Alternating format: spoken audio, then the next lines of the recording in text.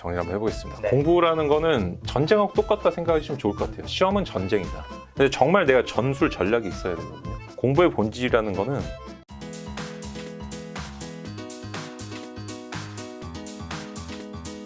오늘 지금 바로 공부의 본질입니다. 원래 저자는 늘 사실 하고 싶은 말은 저는 한 문장 정도로도 뭐 얼마 안 될 수 있다 생각해요. 네, 근데 그거를 말하기 위해서는 그것만으로서 책을 낼 수는 없으니까 네, 그렇죠. 책이 한 300페이지까지 되는 거잖아요, 사실. 네, 네. 진짜 하고 싶은 말은 뭔가요? 진짜 하고 싶은 말은 사실 네.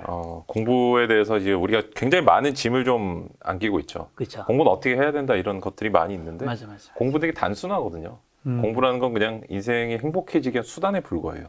그 이상도 그 이하도 아니고.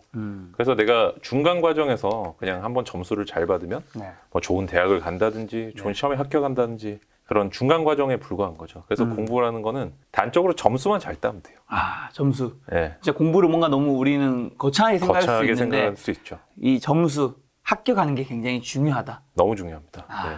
그런 이야기를 좀 하고, 그리고 그 합격을 위한 어떻게 할 수 있는지 방법에 대한 이야기가 좀 많이 담겨 있는 거겠죠. 네, 맞습니다. 이제 변호사님이 26살 때 9개월 만에 네. 사법시험을 패스했던 그 경력이 있잖아요. 네. 일단 이거 팩트인가요? 2년 전에도 말씀을 제가 드렸던 것 같은데, 네. 시청자분 모를 수 있으니까. 아, 알겠습니다. 제가 이제 대학교 4학년 때 네. 제적을 당해서 그때 이제 재입학을 하게 됐어요. 음. 재입학을 하고 시험까지 그때 2달 정도 남은 시점이었는데 네. 제가 수기를 보다 보니까 어떤 분이 3개월을 준비해서 사법시험 1차에 합격을 한 거예요. 네.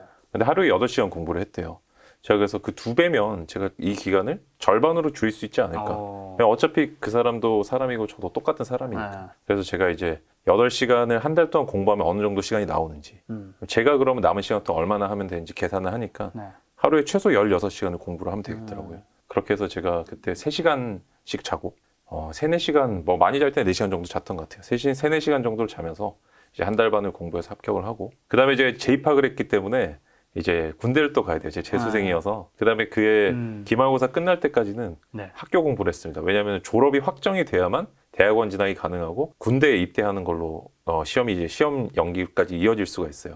사법시험 친다는 걸로는 바로 연기가 안 되고 중간에 이제 다른 사유가 또 존재를 해야 되거든요. 그러니까 대학원 진학을 위해서 이제 또 공부를 쭉 하다가 그 다음 연도 10월 말부터 공부를 시작했죠. 그때 남은 기간이 사법시험 2차가 6개월이었어요. 6개월 동안 또 제가 다른 사람보다 너무 늦게 시작을 했기 때문에 어떻게 하면 좋을까라고 생각을 했는데 네. 게임에도 공략집이라는 게 존재를 하잖아요. 그렇죠.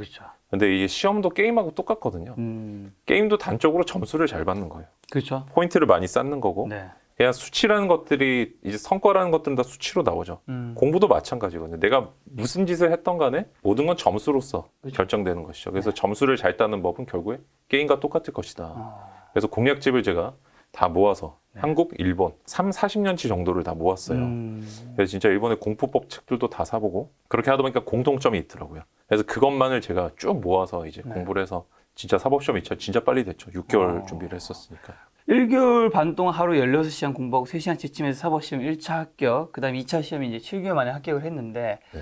그 시험 합격한 지도 꽤 시간도 많이 지났잖아요. 지금 네. 공부법 책도 2권이나 내고 여러 가지 공부법 유튜브 영상도 굉장히 많이 만들다 보면 과거를 조금 더 객관적으로 볼 수 있잖아요. 네, 네, 맞습니다. 돌아보면 네. 진짜 합격한 비결은 뭐인 것 같으세요? 진짜 합격한 비용 공부법이죠. 공부법. 네, 공부법이 99.9%로 얘기할 수 있을 것 같아요. 공략집 같은 공부법. 네, 네, 맞습니다. 인 거겠죠.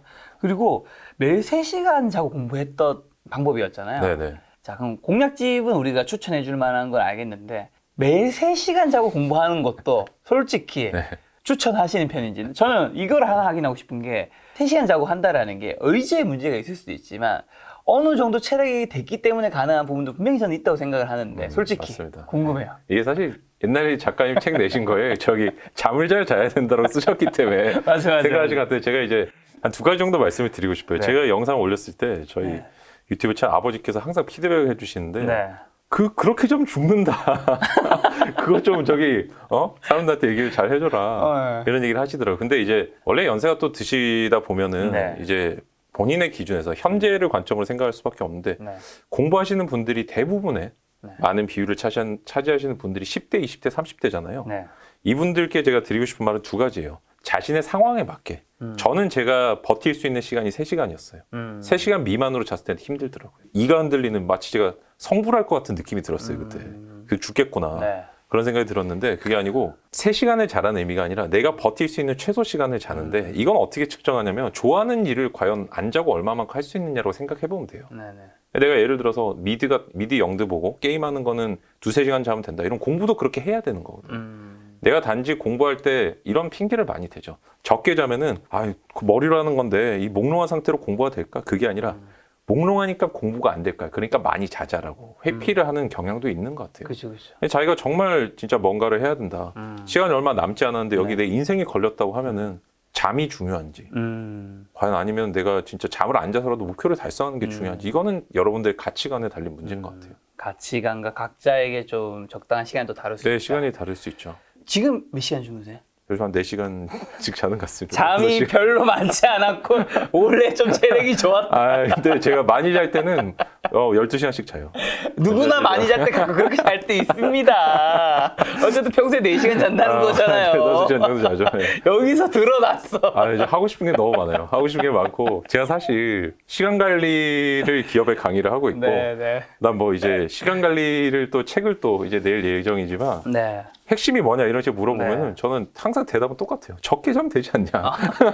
아니 절대 시간을 많이 확보하면 네. 예, 그러니까 뭐 사람에 따라 네. 예, 그거는 조금 다르게 봐주셨으면 좋겠어요. 예. 알겠습니다. 네. 이 책에서 말한 게 이제 공부는 의지의 문제가 아니라 이제 방법의 문제라는 거는 이제 방금 말씀해 주셨던 내용이기도 한 것 같은데 네. 그거랑 공부의 본질까지 짧게 한번 좀 정리해 주신다면. 정리를 한번 해보겠습니다. 네. 공부라는 거는 전쟁하고 똑같다 생각하시면 좋을 것 같아요. 시험은 전쟁이다.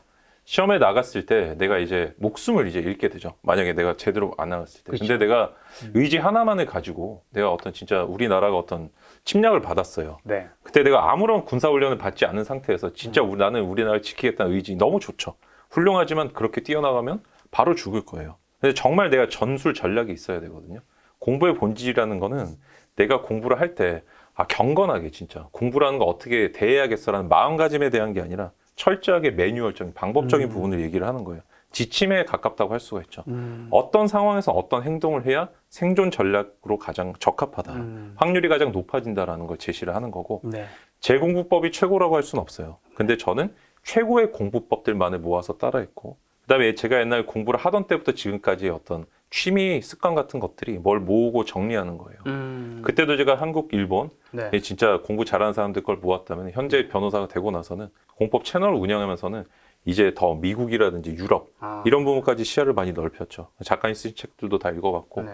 그래서 거기서 저만의 공부법이 아니라 누구에게나 적용될 수 있는 공부법이라고 하려면 네. 모든 사람이 다 얘기하는 공통적인 것들은 아마 맞지 않을까요? 그래서 귀납으로 이제 시작을 해서 그렇죠. 연역으로 끝을 내는 거죠. 그래서 그런 어떤 공통점들을 모두 모아둔 것이 네. 공부의 본질입니다. 야, 역시 이 배우신 분. 기납과 연역 굉장히 오랜만에 들어봅니다. 그럼 변호사님에게 그 뭔가 가르침이든 어떤 조언이든 멘트 이런 걸 통해서 네. 실제로 공부를 좀 잘해서 성적이 뭔가 좋게 나와서 시험에 합격하신 분이 사례 정도에 한두 명 정도 있으면 네. 우리가 좀 이 영상을 보면서도 그래 내가 좀 뭔가 따라할 만한 가치가 있겠다 느낄 것 같은데 좀 있을까요? 특히 기억에 남는 두 분이 있어요. 네네. 저는 조금 그런 거를 말씀을 드리고 싶어요. 네. 공부를 잘하는 사람 보면은 쟤는 원래 공부머리가 있어서 그럴 것이다. 그 말 많이 하죠. 너무 많이 하죠. 근데 실제로도 있잖아 가끔. 원래 저는 이제 저의 관점은 뭐냐면 공부머리라는 건 존재하지 않는다. 존재하지 라는 않는다. 기준을 가지고 있어요. 사람이 머리가 좋아서 공부를 잘하는 게 아니라 네. 머리가 좋은 사람은 해결책을 빨리 내기 때문에 그냥 점수를 잘 받는 것에 불과해요. 그러니까 중간에 들어가는 뭔가를 훔칠 수 있다면 내가 다시 태어나서 살 수는 없거든요. 네. 그렇기 때문에 그 사람과 똑같은 머리를 갖기는 어렵지만 네. 그 사람의 사고법을 훔치면 결과를 똑같이 만들어낼 수가 있다는 거죠. 그래서 저는 이제 그 방식에 좀 착안을 많이 하는 편이고 네. 그래서 제가 소개를 해드리고 싶은 어떤 케이스 같은 것들은 네. 나도 할 수 있다는 어떤 느낌을 주는 사례가 두 개가 떠올라요. 첫째는 이제 고등학교만 나오신 분인데 네.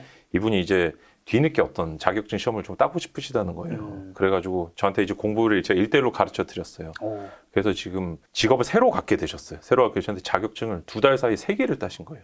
근데 사실 이분이 한 번도 공부를 해보신 적이 없는 분이었거든요. 근데 오히려 가르치긴 더 쉬웠어요. 고정관념이 없으시다 보니까 제가 그냥 요건 요렇게 그냥 해서 먼저 예를 들어서 제가 답을 먼저 보는 공부법 이런 걸 말씀을 드리면 일반적인 분들은 아니 문제 답을 왜 먼저 보냐라고 생각을 하실 텐데 그분이 아무런 저항감이 없으셨거든요. 그렇죠, 그렇죠. 그래서 그분 같은 경우는 사실 내가 과연 이걸 할 수 있을까 하는 말을 너무 많이 하셨어요. 하시면서 내가 될까? 내가 될까? 이렇게 하셨는데 결과를 받고 나니까 너무 탄력을 받으시는 거예요. 저는 딱 하나의 과목 그 시험 자격증 따는 법을 가르쳐 드렸는데 네. 스스로 그 방법 2개를 더 따오신 걸 보고 네. 머리라든지 어떤 나의 고정관념 이런 것들을 좀 벗어나면 네. 내가 방법을 잘 알면은 누구든지 결과를 낼 수 있다. 두 번째로 제가 이제 일반적인 사례보다도 우리나라에서 가장 어떻게 보면 천재들이 있는 문과적으로 봤을 때는 제가 생각했을 때는 이제 지금은 없어졌지만 사법연수원이 그런 곳이었던 것 같아요. 그렇죠. 근데 이제 이과적으로는 아마도 서울의대 정도이지 않을까 싶은데 맞죠. 서울대 의대로 하면 우리나라 탑 클래스의 어떤 이과분들이 같이 있는 것 그쵸. 같은데 근데 거기 서울대 의대분이 저한테 찾아오신 거예요. 왜요? 강연하는데 찾아서 공부법을 배우고 싶다 그래서 제가 솔직히 무슨 생각이 들었냐면 누구 놀리나?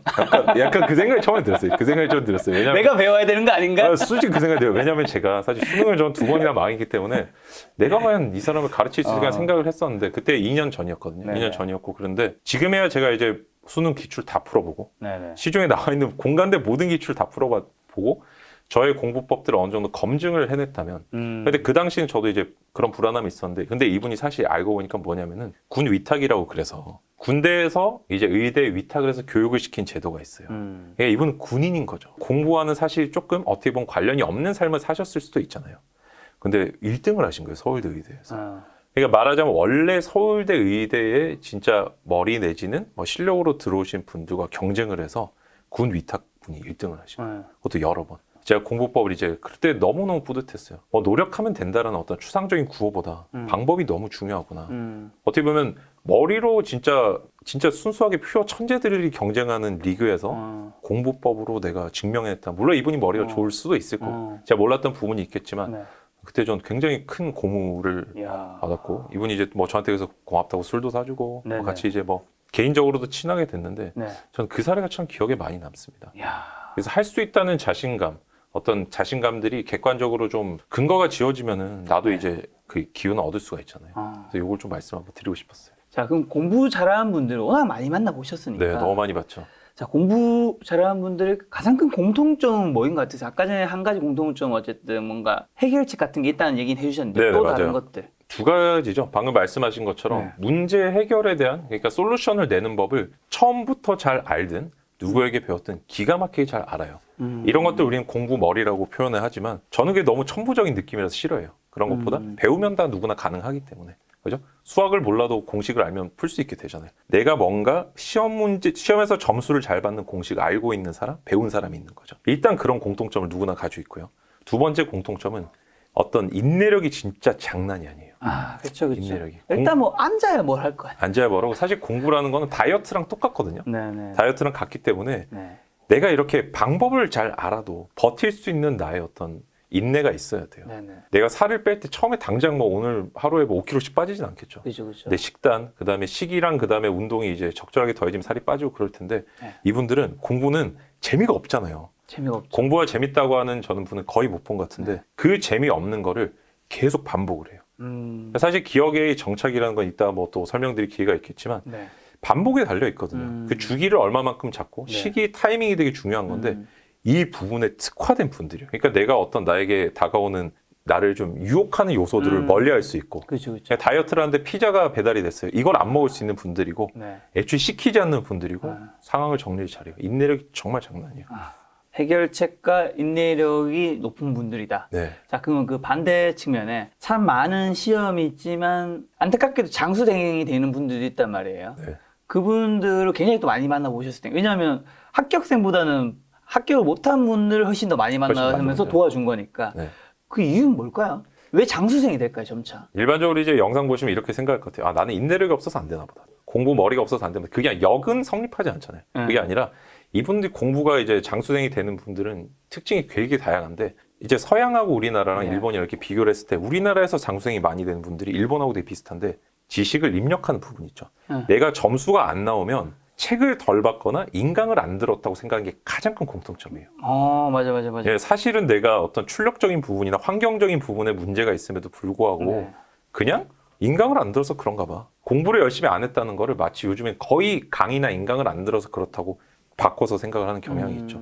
그래서 내가 올해 시험에 안 되면 강사를 바꿔서 똑같은 과정을 한 번 더 수강을 한다든지 아니면 시험이 끝날 때까지 기본 강의만 계속해서 듣는다든지 그러니까 사실 자기 머리로 문제를 해결해보는 어떤 과정 안 거치는 분들이 장수할 확률이 너무너무 높아요. 입력의 과정인데 출력이 계속 없었던 거군요. 출력이 없는 거죠. 입력과 출력의 비율이 한 100대 0 정도의 비율이거나 제가 생각할 때 입력과 출력이 절반 정도만 가도 실패라는 것 같아요. 출력이 압도적으로 많아야 돼요. 한 70% 이상은 출력이어야 돼요. 그렇죠. 누군가 그런 얘기 하더라고요. 인강만 보는 거는 사실 드라마 보는 거랑 비슷할 수도 있다. 이거는 너무 정확한 말씀이에요. 왜냐하면 제가 그런데 특히 강사분들이 요즘 말을 너무 잘하시죠. 너무 잘하시죠. 이게 대리만족을 하게 되는 거죠. 네. 내가 진짜 이렇게 산에 오를 때는 등산하는 영상을 보는 게 직접 올라야 내게 되고 이런 거잖아요. 그렇죠. 근데 그런 것들을 보면서 자꾸 나는 시험이라는 어떤 위기, 두려움에서 벗어나고 싶은 거죠. 마치 정복한 것처럼 느끼는 거. 이런 경우가 가장 많은 것 같습니다. 예, 우리 공부머리가 타고나지 않은 분들이 뭔가 좀 따라할 지점들도 좀 있을까요? 공부 머리가 있을 수가 있고 네. 있을 거예요 아마 있을 네. 건데 중요한 거는 이 사람의 어떤 지능을 보자는 게 아니에요. 지능의 사고법을 보자는 거예요. 사고법을 훔치면 내가 그 사람처럼 사고할 수가 있어요. 그렇죠, 그렇죠, 그렇죠. 그러니까 말하자면 문제 해결을 위한 공식 어떤 솔루션들이 있다면 솔루션까지 가는 원인 중에 하나가 머리인 거예요. 나는 머리가 아니어도 내가 언제든지 내가 아이폰을 내가 개발해야 쓸 수 있나요? 사면 되거든요. 네. 내가 남의 지식을 사면은 그대로 훔칠 수가 있어요. 그 사람의 사고법을 돈을 주거나 배움으로써 뭐 유료든 무료든 배우면 내게 된단 말이에요. 그렇죠. 근데 우리는 자꾸 머리를 생각을 해요. 내가 모든 공식을 만들 게 아니잖아요. 저는 제 스스로 안 믿어요. 저 같은 사람이 뭔가 공부법을 만든다 이런 거는 저는 불가능이라고 생각해요. 저는 그렇기 때문에 수집해요. 분석하고. 정말 잘하는 사람도 어떤 공통점이 있을지 보고 이 사람들의 머리를 따라하는 게 아니라 사고법을 따라해요. 근데 그 사람들의 사고법을 훔치면은 그게 바로 우리가 훔칠 만한 배울 수 있는 지점인 거죠. 그렇죠. 저는 이 말 너무 와닿는 게 사실 이 내가 어쨌든 사고법이든 공부법이든 뭔가를 만들 수 있겠지만 사실 공부라는 건 역사적으로 과거부터 지금까지 몇십 년, 몇백 년, 몇천 년 동안 계속 일어난 거니까 거기서 정말 잘하는 사람들이 만들어내는 것들이 있을 거잖아요. 맞아요. 사실 내가 뭘 만들어도 이게 그 중에 이게 하나일 거야. 맞아요. 지금 심지어 우리가 쓰는 기억법은 네. 그리스 시대 거예요. 궁정기억법이라는 건데 네. 그걸 가장 많이 쓰는 게 네. 아니 우리도 모르는 채로 그걸 다 쓰고 있잖아요. 옛날 키케로라는 유명한 웅변가가 외우는 방식을 쓴단 네. 말이에요. 맹랑한 기법 이런 것들 네. 쓰거든요. 그래서 우리가 사실 뭔가를 지금 새롭게 도출한다 이런 것들은 굉장히 좀 위험할 수 있는 생각이죠. 그렇죠. 네, 그건 불가능해요. 훔쳐야 돼요. 자꾸. 훔쳐. 수험생분들은 요즘에는 뭘 가장 좀 어려워하고 좀 궁금해 하나요? 과거부터 지금까지 항상 고정된 어떤 고민은 암기에 대한 고민인 것 같아요. 맞아요. 저 진짜 암기 못합니다. 네, 보통 이렇게 이제 생각을 하시고. 네. 근데 이제 나는 운동을 잘 못해라고 생각하는 분이 있다면 정말로 모든 운동을 다 못할 수도 있는데 네. 근데 사실 어떤 사람이 예를 들어서 나는 축구는 잘하는데 농구를 못해라고 할 때도 운동을 못해라고 표현할 수 있거든요. 이게 뭉뚱그려서 얘기를 할 수 있다는 거예요. 암기를 못한다고 방금 작가님이 얘기를 해주셨지만 네. 시험 공부에 필요한 암기는 잘하실 수도 있어요. 내가 타고난 기억력과 암기력은 달라요. 그러니까 암기력이라는 건 뭐냐면 재현에 가까워요. 재현에. 그럴싸하게 말을 하고 표현할 수 있는 능력이 중요한 거죠. 실제 출제자라든지 채점자가 내 머리를 쪼개가지고 외우고 있는지 안 보거든요. 볼 수가 없거든요. 네. 그냥 막 마이너리티 리포트처럼 머리에 뭘 설치해서 이거 다운로드 못 받는단 말이에요. 그렇기 때문에 정답을 많이 맞힌 사람이 기억력이 좋구나라고 내가 평가를 해주는 거예요. 그렇죠. 마치 그럴싸하게 외운 것처럼 논술을 잘 쓴 사람이 되게 잘 외운다고 보이게끔 평가를 해주는 거죠. 네. 그래서 내가 머리랑 그러니까 진짜 순수한 기억력과 그다음에 외운 것처럼 보여준 재현력을 구별할 수 있는 게 이게 이제 암기의 핵심이에요. 실제 외울 필요는 없고 외운 것처럼 보여주는 능력이 중요하다. 어떻게요? 간략하게라도. 간략하게 말씀을 드리면 상대방이 원하는 것만 떠먹여 주면 돼요. 실제 어떤 이제 대부분의 시험은 세 가지로 나눠질 거예요. 네. 객관식, 그다음에 서술, 구술로 나눠지겠죠. 객관식은 내가 정말 외워야 잘 푸는 게 아니고 힌트를 줬을 때 거기에 연상되는 단어군을 많이 찾는 게 객관식의 핵심입니다. 백제 했는데 갑자기 세종대왕 하면 이거 틀린 답이 있지 않겠어요? 그렇죠. 네. 광화문 하면 떠오르는 게 뭐가 생각나요? 저는 이제 세종대왕 그 상이 떠오르는데 광화문 하면 경복궁이 떠오를 수도 있잖아요. 저는 교보문고요. 교보문 이런 식으로 떠오를 수 있어요. 작가라서. 네, 그래서 떠오를 수 있잖아요. 근데 시험은 다양한 사고, 재현의 루트를 한 곳으로 모아주는 게 시험에서의 암기예요. 내가 어떤 단어를 딱 두드렸을 때 머리에 꼬리는 해야 되는 거죠. 정답까지. 진짜로 다 외우는 게 아니에요. 모든 외운 것 중에 지식 속에서 서칭을 해서 답을 찾는 게 아닌 거죠. 객관식 이해했습니다. 객관식 이해하셨죠? 네. 서술형도 마찬가지예요. 서술형은 상대방이 요구하는 답안의 형태들이 존재를 하는데 네. 채점자를 생각을 해보세요. 채점자는 실제 그 답을 읽고 채점할 시간이 미안하지만 없어요. 정말로 모든 걸 읽지 못하고 대부분의 채점자들, 제가 이제 채점자도 인터뷰를 많이 해봤는데 어떻게 하냐면은 논술할 때 글의 형식 같은 걸 본다는 거죠. 글의 구조. 내가 원하는 답이 정말 나오는지 서론, 본론, 결론의 형태를 갖췄는지 보는 거예요. 서론, 본론, 결론. 진짜로 서론, 본론, 결론이라는 제목을 써야 된다는 게 아니라 이 사람이 말을 할 때 운을 띄우고 하고 싶은 말을 하고 자기가 말했던 걸 요약해서 끝을 맺는지 이런 전반적인 형태가 보인다는 거죠. 그렇죠. 그럼 여기서 맞아. 사실상 모든 요소가 다 갈려요. 사법시험이 가장 큰 오해였어요. 사법시험 암기시험, 2차 시험이 암기시험이 아니었어요. 이 시험은 논술 시험이거든요. 그래서 모든 채점평을 보면 교수님들이 제발 원하는 답을 써라라고 해뒀는데 학생들은 불안하니까 모든 걸 외워서 뱉기 시작한 거예요. 근데 A가 B한테 이걸 청구할 수 있냐 물어보면 답은 항상 뭐가 돼야 될까요? 할 수 있다 없다로 끝내야 되겠죠. 네. 근데 장황하게 어떤 이런 관련된 모든 외운 것들을 쓰기 시작하면 본인은 정말 잘해왔고 잘 썼다고 생각했는데 결과는 나오지 않는 거죠. 그래서 거꾸로 상대방이 원하는 것도 추적해 나가면 돼요. 네. 그리고 그런 답안들이 정형화돼 있기 때문에 통계가 너무 중요하다는 거죠. 시험에 나올 수 있는 정형된 답안의 형태를 각 과목마다 저는 7과목이었는데 150개만 정확하게 외우면 거의 떨어질 수가 없어요. 그 답안의 목차 정도. 그 목차가 한 4줄 정도 되거든요. 네.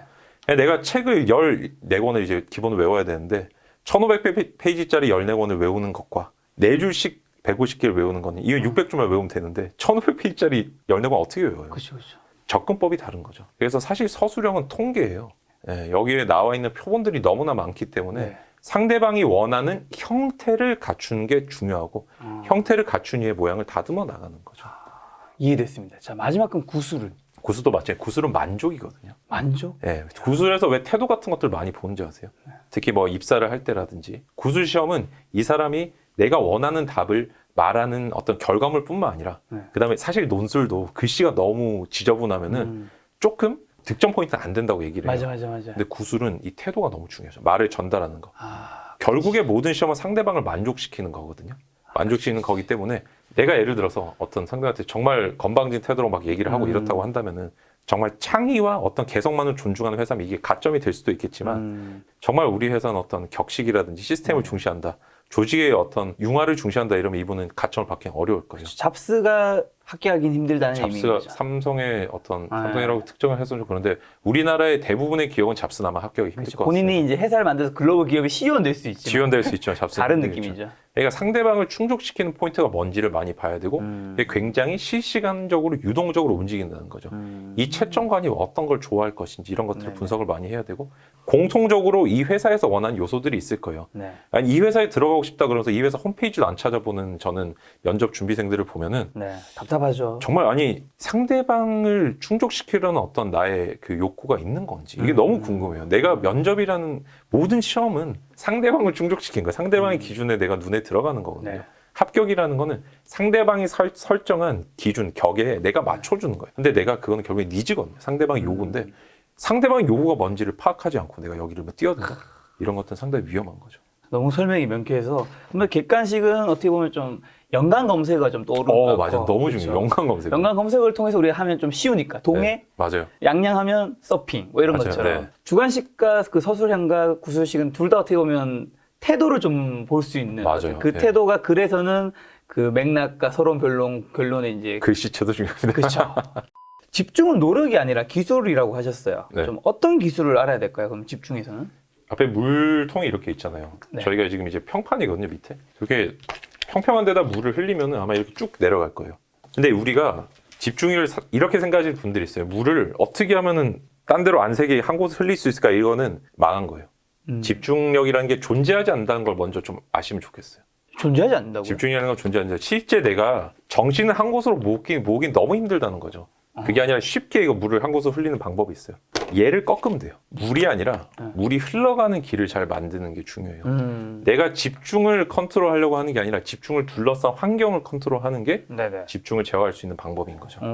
나의 의식을 모으려 하지 말고 재미없고 공부 안 되는데 앉아 있으려는 게 아니라 내가 왜 이게 재미가 없는지 내가 왜 집중이 안 되는지를 분석하는 게 훨씬 중요해요. 상황을 분석하는 게 주변 상황을 분석하는 게 중요한 거죠. 물이 아니라 물통을 컨트롤해야 된다는. 그래서 뭐 구체적으로 방법을 좀 더 말씀을 드리면 내가 하고 싶은 게 있다. 유혹의 요소들이 있을 때 내가 예를 들어서 만화를 보는 걸 좋아하거나 게임을 하는 걸 좋아한다. 공부하는데 이러면은 대부분 사람들이 이렇게 생각해요. 아, 이건 공부에 방해되니까 하면 안 돼. 라고 생각을 한다든지 아니면은 그래, 내가 오늘 공부를 했으니까 찔끔찔끔 할 거야. 라고 한다든지. 네. 근데 우리가 다이어트를 한번 생각을 해보면 치팅데이를 두지 않나요? 두죠. 그래서 하루 정도는 내가 딱 그걸 잘 지켰다면 하루 정도는 내가 일탈할 수 있는 기간 두잖아요.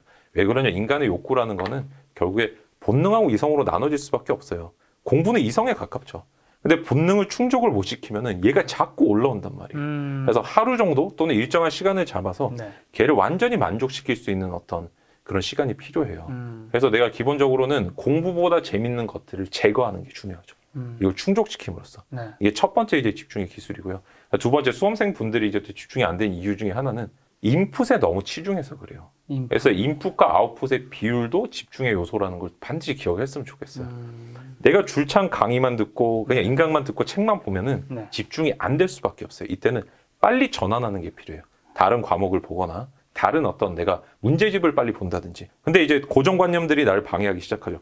야, 내가 인강을 안 들었는데 문제집을 풀 수 있을까? 그때는 해답이라도 보는 게 좋은 거죠. 해답분데 보지 말라는 얘기도 되게 많았잖아요. 많았죠. 해답을 보지 말라는 게 문제 해결 사고 능력을 내가 저해한다는 건데 그렇죠, 그렇죠. 저는 해답부터 보라고 말씀을 드리지만 해답을 보지 말라는 말도 이게 상충되지 않아요. 이게 무슨 말이냐면은 나눠야 돼요. 기본적으로 내가 사고할 수 있는 인투이션, 서구에서는 직관이라 그러는데 내가 문제를 봤을 때 그 문제 해결의 어떤 머릿속에 공식 프로토콜을 할 수 있는데 이게 만들어지기 전까지는 직관이 생기기 전까지는 내가 반드시 암기를 해야 돼. 해설을 먼저 봐야 돼요. 기본적인 것도 이렇게 해결하는구나 봐야지. 수학을 내가 보자마자 뭐 라마누잔도 아닌데 모든 걸 내가 창의적으로 다 풀 수는 없잖아요. 근데 수업의 해답을 보지 말라는 분들도 있지만 공식은 안 보나요? 공식은 가장 전형적인 해답이에요.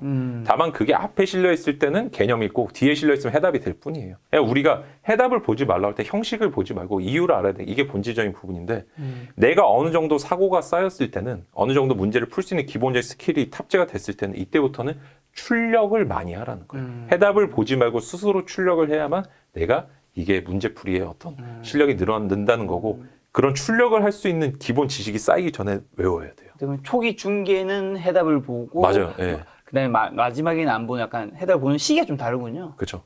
어차피 내가 수학자가 될 수는 없어요. 잘하는 사람들의 방식을 훔치는 게 가장 좋은 건데 그거는 책 뒤에 거의 다 나와 있어요. 이런 문제는 이런 방식으로 푸는 게 가장 그렇죠. 전형적이고 안전하다라는 게 나와 생각해보면 있죠. 우리가 정말 수학 문제를 풀었는가 아니면 우리는 수학자들의 공식을 재현하는 거. 재현한 거 그렇죠. 이걸 빨리 인정을 해야 돼요. 빨리 인정을 해야 그게 돼요. 맞는 말 같아. 네. 그래서 나눠야 돼요. 네. 그래서 법학에서도 진짜 재밌는 게 법학이 네. 국문으로 한 수학이거든요. 어떤 분은 외우지 말고 사례를 다 풀어보라는 분이 있고 네. 어떤 분은 외우라는 분이 있어요. 네. 근데 서로 그러면은 어떤 사람 말이 맞고 어떤 사람 틀린가 그게 아니거든요. 둘 다 교수고 둘 다 변호사일 텐데. 그래서 이런 말은 조화를 한번 잘 시켜봐야 돼요. 어떤 사람이 말할 때 이유가 있잖아요. 그렇죠, 그렇죠. 이유를 생각을 해봐야 되는데 네. 답을 보지 말라는 거는 사고가 쌓인 이후부터예요. 직관이 작동한 후부터 바로 내가 답을 안 봐야 되는 거예요. 딱 그 지점. 네. 자, 공부가 또 잘 풀리지 않으면 많은 학생들이 사실 의지박약이 이제 자신을 자책하기 쉽고 저도 뭐 그런 학생이었는데 좀 이런 좌절감에서 좀 빨리 벗어나 공부에 집중할 수 있는 방법은 뭘까요? 보통 의지박약이라는 건 사실 공부 그다음에 뭐 영어 시험 칠 때도 그렇고 다이어트 할 때도 그렇고 뭐 의지박약이라서 안 돼. 생각 많이 하는 것 같아요. 두 가지를 한번 나눠봤으면 좋겠어요. 네. 진짜로 의지박약인 분들이 있어요. 네. 이분들은 어려운 공부로 접근하지 마시고 내가 정말로 좋아하는 일이 있는지 한번 생각을 해보시면 좋겠어요. 내가 공부에만 의지박약일 거야. 그래서 동기부여 영상을 대부분 많이 보는데 네. 아무 소용이 없어요. 그게 아니라 맞아. 나는 애초에 뭔가 일을 하는데 재미를 못 느낀다면 내가 어떤 일을 할 수 있는 동기부터 찾아야 돼요. 의지박약이라는 거 의지가 있을 때 쓸 수 있는 말이에요. 의지 동기가 없을 때 박약도 있을 수가 없어요. 이분은 의지 무존재겠죠. 의지 부존재겠죠. 내가 과연 뭔가를 좋아는 하는가? 네. 좋아한다면 이유가 뭔가? 저는 게임을 너무 좋아하고 전 친구들하고 같이 게임하는 것도 물론 좋아하지만 저 혼자 하는 거 진짜 좋아해요. 왜냐하면 뭔가를 달성해 나가고 수집하는 거. 저는 뭐 요즘 디아블로도 하거든요. 레저렉션 하는데 보통 그런 게임들이 전형적으로 이제 게임 페이 많이 만드는 게임들이 맞아. 아이템 수집한단 말이에요. 뭐. 시간 관리법을 활용해서 제가 이제 출근 전 30분, 퇴근 후 30분 이런 식으로 요즘 다 하세요. 계속 하죠. 아이템 모은단 말이에요. 저는 수집하는 게 너무 좋아요. 공부는 때려주고도 하기 싫지만 네. 뭔가를 정리하고 수집하는 거 제가 좋아하고 퀘스트 달성률을 100% 만드는 걸 좋아하니까 저는 이때 공부할 때 앉아 저도 의지박약해요. 저 30분만 지나면 뛰쳐나오고 이러니까 제적을 당하죠. 어떻게 공부를 했냐면은 그래 일단은 내가 지금 책에다 줄치는 부분들은 퀘스트 100%를 만들어야겠다. 딱 이 15분은 줄만 쳐야겠다. 하고 나서 저한테 보상을 또 주는 거죠. 커피 한 잔 하고 또 다시 들어와가지고 그래 줄친 부분을 그럼 2번을 읽는 거를 목표로 또 삼아야지. 이런 식으로 잘게 나누는 거예요. 이것만 보면 야 나도 그럼 15분 줄치고 커피 마시 이게 아니라 그건 본질이 아니죠. 그게 아니라 나는 어떤 일을 좋아하고 어떤 일에 집중할 수 있는지를 나와 먼저 대화를 해봐야 돼요. 네. 의지가 존재하는지를 확인을 해봐야 되는 거죠. 동기부여가. 그 다음에 동기가 존재한다는 걸 전제로 내가 동기나 의지가 존재를 한다면 네. 살짝 바꿔보는 거예요. 유사한 점으로. 게임과 공부를 저는 같다고 느낀다 그랬잖아요. 그러니까 공략집을 보듯이 합격 수기를 보고 합격을 했어요. 근데 의지가 존재하는데 박약인 분들은 주변 환경을 컨트롤 하셔야 돼요. 이것보다 더 재미있는 일들이 있기 때문에 내가 여기 집중을 못할 수 있다는 거예요. 네. 아까 집중 때도 말씀을 드렸지만 내 동기 의지가 왜 약할까가 아니라 왜 나는 주변에 더 재미있고 더 내 의지를 흔드는 것들을 많이 그대로 두고 있는가라고 질문을 바꿔보시면 좋겠어요. 이 상황 속에서 다른 사람은 과연 집중할 수 있을까라고 한다면 네. 못할 거예요. 그럼 그때는 그 유혹 요소들을 제거하는 게 좋죠. 무조건 차단해요. 공부를 한다면. 그렇죠. 네. 맞습니다. 저도 뭐 예전에 수능 만점자 인터뷰할 때 그 친구들 했던 멘트가 생각나요. 아니 왜 그걸 이기려고 하냐고. 안 보면 돼요. 이기려고 하면 눈에서 멀어지면 마음에서 더 그쵸. 멀어지는 거죠. 아니 그걸 이기려고 하는 것보다 그냥 없애면 마음 편한 거 아니에요? 맞아요. 진짜 공부 잘하시는 분들 네. 특징이 또 아까 뭐 여러 개 물어보셨지만 중고등학생 분들 중에 어떤 분들이 있냐면은 핸드폰이 없는 분들이 있어요. 정확히는 맞아요, 있지만 맞아요. 엄마랑 연락할 땐 쓰지만 네. 이거를 딴 데다 두고 사물함에 둔다거나. 네, 사람을 안 보는 거예요. 없애는 분도 있다니까요. 보통 그러면 이제 대부분의 답이 이거죠. 그러면은 불편해서 어떻게 살아요? 원래 공부는 불편한 거고 네. 인생은 불편한 거예요. 네. 아날로그적으로 내가 얼마만큼의 시험은 철저한 아날로그예요. 요즘 시절에 누가 이거 연필로 해요? 누가 컴퓨터 사인펜으로 해요? 다 컴퓨터로 하지. 이거만큼 아날로그적이고 구시대적인 게 없지만 이게 인류의 역사 동안 함께 해왔고 네. 우리는 여기서 다시 한번 아날로그적인 삶으로 돌아가야 되는데 네. 자꾸 디지털하든 편한 것들을 찾으니까 이것과 충돌을 시키니까 제거하고 원시인처럼 살면 진짜 공부를 잘할 수 있죠. 맨날 핸드폰 보면서 그게 스트레스 받을 거면 차라리 없애고 하는 게 없애는 게 낫죠. 훨씬 효율성이 높겠죠. 예.